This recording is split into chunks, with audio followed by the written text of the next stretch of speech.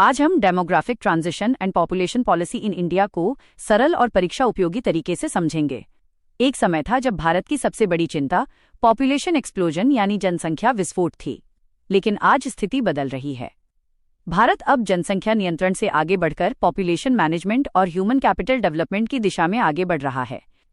सबसे पहले समझते हैं डेमोग्राफिक ट्रांजिशन क्या है। डेमोग्राफिक ट्रांजिशन का अर्थ है किसी देश में जन्म दर और मृत्यु दर में समय के साथ होने वाला परिवर्तन।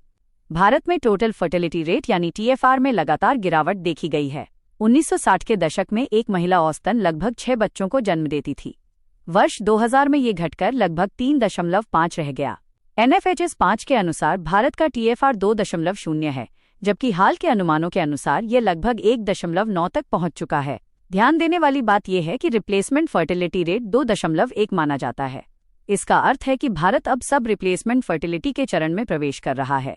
दक्षिणी राज्यों और शहरी क्षेत्रों में TFR 1.4 से 1.8 के बीच है, जबकि बिहार और उत्तर प्रदेश जैसे राज्यों में ये अभी रिप्लेसमेंट स्तर के आसपास है। अब प्रश्न उठता है कि फर्टिलिटी रेट क्यों घट रही है।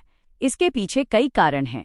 महिला शिक्षा में वृद्धि, देर से विवाह, शहरीकरण, बढ़ती जीवन यापन लागत, रोजगार की अनिश्चितता और बेहतर परिवार नियोजन सेवाएं प्रमुख कारण हैं। साथ ही पुत्र प्राथमिकता में कमी और बेहतर स्वास्थ्य सेवाओं के कारण शिशु मृत्यु दर में भी उल्लेखनीय गिरावट आई है।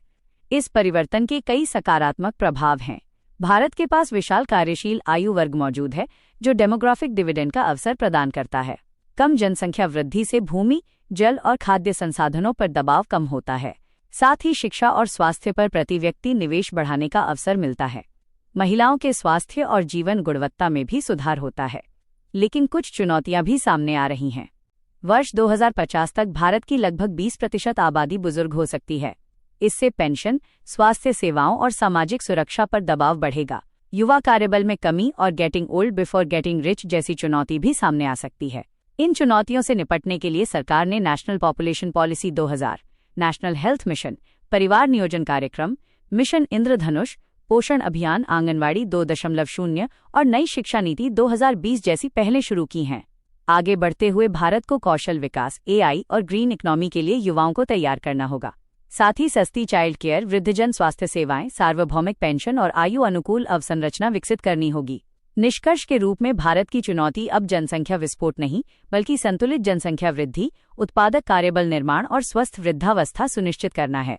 याद रखिए, demographic dividend plus human capital investment बराबर विकसित भारत 2047। धन्यवाद।